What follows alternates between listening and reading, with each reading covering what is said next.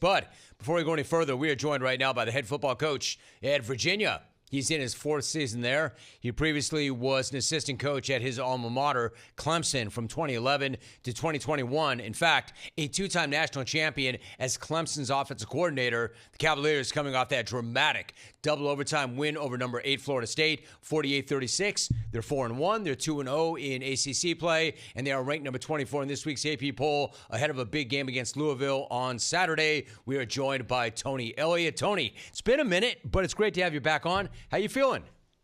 Good to see you, my friend. I'm doing well. Hopefully you're doing the same. The same. I'm doing great. It's good to see you, too. So how would you describe the energy around the program coming off Virginia's first home win over a top 10 opponent in 2 decades? Oh, man, I know on the other side of campus, we call it grounds here, people are still buzzing, but inside of our football building, we're right back to work. Obviously, it was a great moment, but we understand that, man, you got to come down off the mountaintop and you got to do the climb all over again week after week. Man, I knew that was the case. Tony. I know that you're already all about Louisville. I'm going to take you back to that game in a minute, but personally, you want everybody to enjoy it because it was such a great moment. Mm-hmm. How long did you enjoy it before you flipped the switch and you moved on in Louisville?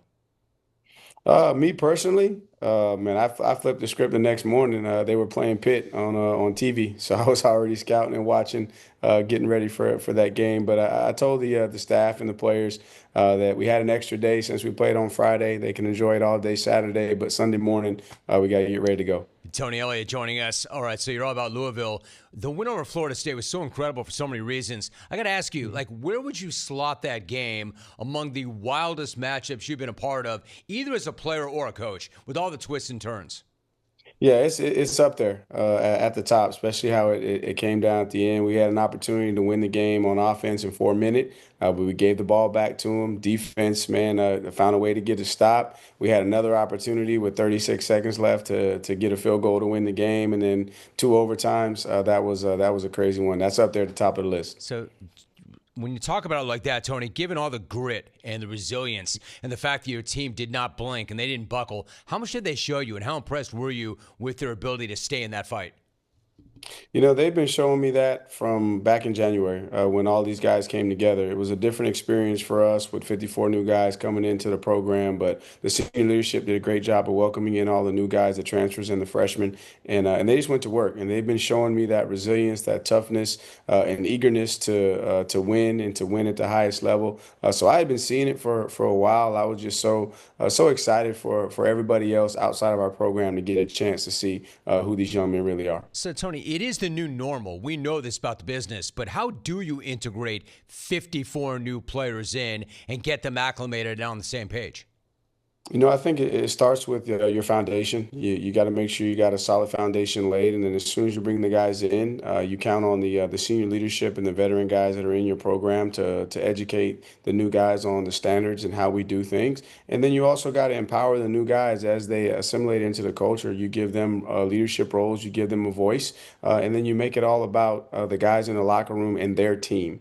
Regardless of when you showed up, how you got here, this is Virginia football, this is our team, and we have the pen and we get a chance to write the story. Tony Elliott is joining us. Tony, it helps when you have an experienced guy under center, right? You've got a grad student in Chad Morris who accounted for 5 touchdowns in earning the ACC Quarterback of the Week honors for the second straight week. What has he added to your team after previous stops at Oklahoma, TCU, and North Texas?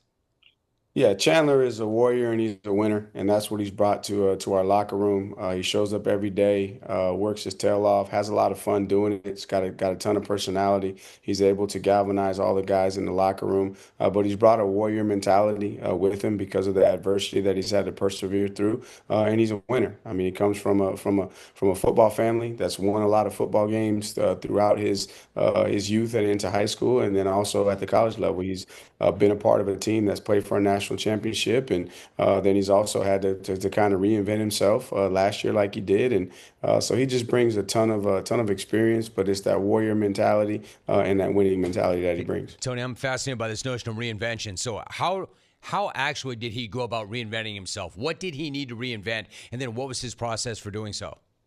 I think more so not anything physically because he's extremely talented and that's been evident everywhere that he's been. I think it just mentally he had to get himself in a place to where he was having fun again and he was enjoying it. And you saw the success that he was able to lead North Texas to last year offensively. So really, it was more just uh, continuing to persevere through the adversity and not getting weighed down by it, and then finding his joy and his love for the game and passion and having fun and coupled with the talent, I think now you're seeing a kind of combination of both. Hey, listen, I don't want to get too deep in the weeds, but did he just actually shift his mindset, or did his circumstances shift, and therefore did that lead to a mindset shift? I think it's a little bit of everything. He'd be able to tell you better. I don't want to speak on Sure. his behalf, but I think just with everything that was going on throughout his career, you get to a point where you need something new, a different challenge to kind of re-energize you. And I think he found that last year, which carried over to wanting an opportunity to come back to the Power Five level and do it all over again. We're talking to Tony Elliott. I appreciate your thoughts on your quarterback. What about your running back, Jamari Taylor? You won the ground game possession battle because you put 200 yards on the ground. What has he brought to the program since he transferred in from North Carolina Central? I think he's brought consistency, at a position where sometimes that position can be up and down, emotional, different from day to day. He's been the same guy since the moment he got here. Very coachable. He's a hard worker, extremely physical. He cares about the total, all aspects of the position. He wants to be a great faker. He wants to be a great pass blocker, receiver out of the backfield. He's fun to be around. He's got a good personality. So just really consistency, at a position where you need to be consistent. Because, for us offensively, everything starts with the run game, and then we build off of that.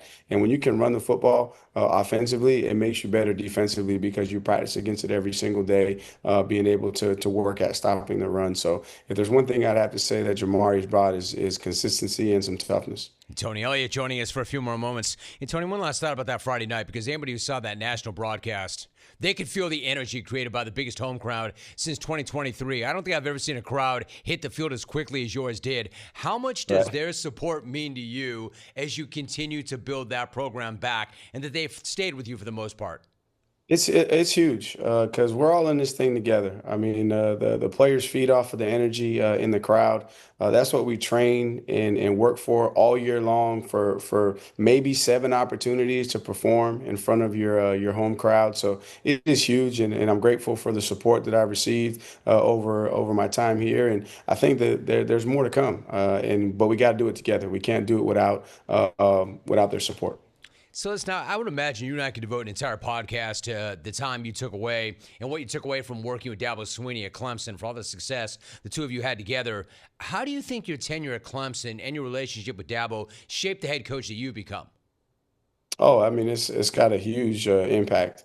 A lot of the core values that we built this program on are very similar to what I learned under his leadership, and the attitude of gratitude, the power of belief, making it about the players, how to respond to adversity, how to manage success. He was my position coach my senior year at Clemson, and then to have an opportunity to not only play for him, but then to coach under him, and he believed in me and empowered me, saw things in me that I didn't see in myself, to help me develop along the way. So all those things I take from my experience and time with him, and just try to pay it forward to the staff and the players within this program. All right, so appreciate your thoughts on him. One last thought. You got a big one coming up against Louisville. They're all big, but I've Oh got a yeah, lot of respect for Jeff Brom, and yes sir. he's had a quality offense no matter where Oh he's yeah. been. What are the challenges you're expecting from Louisville, who is just one of 20 unbeaten teams left in the country? Yeah, I mean they're gonna make you defend every blade of grass, and they're gonna be very multiple, and they can do a lot of different things. They can be an empty, five wide type of offense down to a 13 personnel, 21 personnel with fullbacks and tight ends, and coming right at you. And they got a quarterback that's played a lot of football, played at the highest level, was highly recruited with time. Man, he can make all the throws, he can pick you apart, and then they got probably, I'd say, the most speed offensively, collectively with their skill guys. Both of their running backs are super dynamic. They got speed at the wide receiver. They got the number one returner in the country that plays receiver for them. They got a big body in number 0 that can make all the contested catches. And then they got some very athletic tight ends. So they and their offensive line is very, very well coached. So they present challenges for our guys all the way around. But you got to be able to defend all 53 and a third and 100 yards long. And you better be assignment sound because he's going to test your preparation. My man, you did flip the switch. You did flip the switch not long after that game. But what a dramatic win that was. Virginia 4-1, and they're 2-0 in ACC play, and they've got another great opportunity coming up. They're ranked number 24 this week in the AP poll. Their head coach is Tony Elliott. Tony, great to visit with you. Really good to have you on the show. Good luck this weekend. Thank you, Jim. All the best to you, bud. You too, man. Great to see you, Tony. Tony Elliott. That was fun. All right, so, and again, have you ever seen the fan base hit the field more aggressively and quicker than his fans did after that win over Florida State? Well, understandably so. That was an awfully big win for that program. And next up, Louisville. All right, telephone number is toll-free, 1-800-636